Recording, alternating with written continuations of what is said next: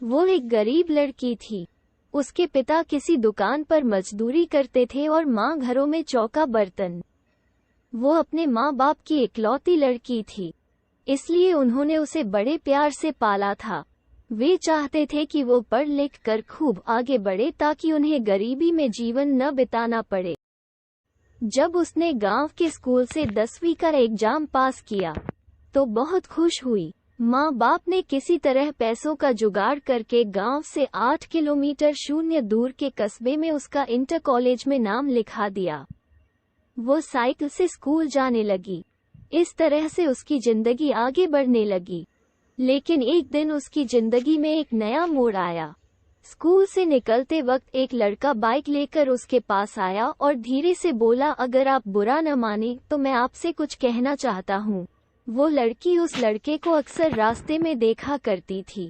जब भी वो स्कूल आती और स्कूल से जाती, वो लड़का सड़क के किनारे खड़ा उसे निहारा करता।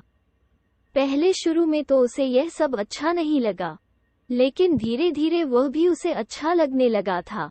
इसलिए जब उस लड़के ने कहने की अनुमति मांगी तो उसने धीरे से सिर हिलाकर अनुमति दे दी। उस लड़के ने अपनी शर्ट की जेब से एक गुलाब की कली निकालकर उसके हाथ में रख दी और उसकी मुट्ठी बंद करते हुए बोला, मैं तुमसे बहुत प्यार करता हूँ। उठते बैठते, सोते जगते हर समय बस तुम्हारे बारे में सोचा करता हूँ। मुझे कुछ भी अच्छा नहीं लगता है। लड़का और भी बहुत कुछ कहना चाहता था, पर लड़की ने धीरे से उसके होठों पर अपना हाथ रखकर उसके प्यार का इकरार कर लिया। इस तरह उन दोनों में बातचीत की शुरुआत हो गई।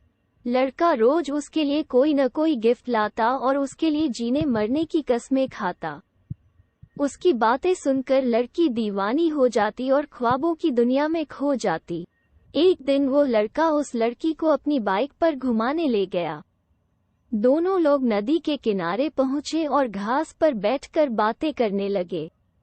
लेकिन लड़के की मंशा तो कुछ और थी। लेकिन प्यार में अंधी हो चुकी वो लड़की उसकी मंशा समझ नहीं पाई और उसने अपने आप को लड़के के हवाले कर दिया। लेकिन न जाने कहां से वहां पर 3 लड़के आ गए। उन्हें देखकर लड़की हक्का बक्का रह गई और अपने कपड़े सही करने लगी।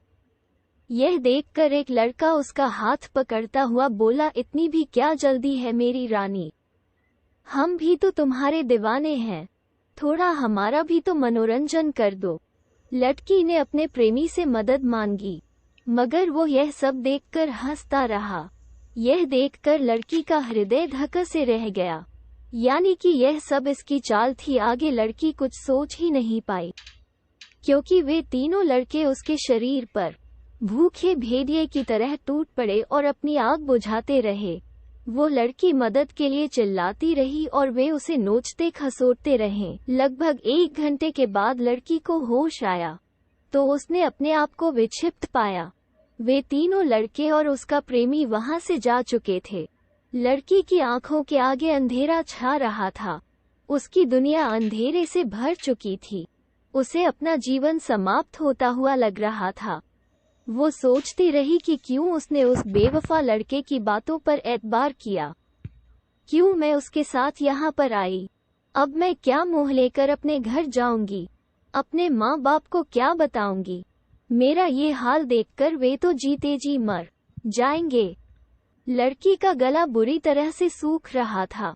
वो किस तरह घिसकती हुई नदी के किनारे पहुंची।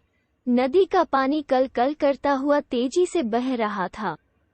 लड़की ने एक बार फिर अपने मजबूर माँ बाप, अपने बेवफा प्रेमी के बारे में सोचा और फिर नदी में छलांग लगा दी। अगले ही पल वो नदी में डूबने उतराने लगी। लेकिन अब न तो वो किसी को अपनी जान बचाने के लिए पुकार रही थी और न ही बचने के लिए संघर्ष कर रही थी। उसका मन ठहरे हुए जल की तरह शांत था।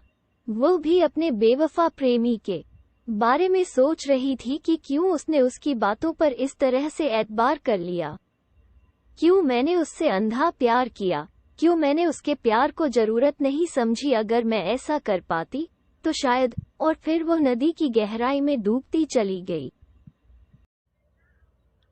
आप ऐसी वीडियो और देखना चाहते हैं तो प्लीज हमारे चैनल को सब्सक्राइब करें और अपने दोस्तों में शेयर करें और लाइक जरूर करें।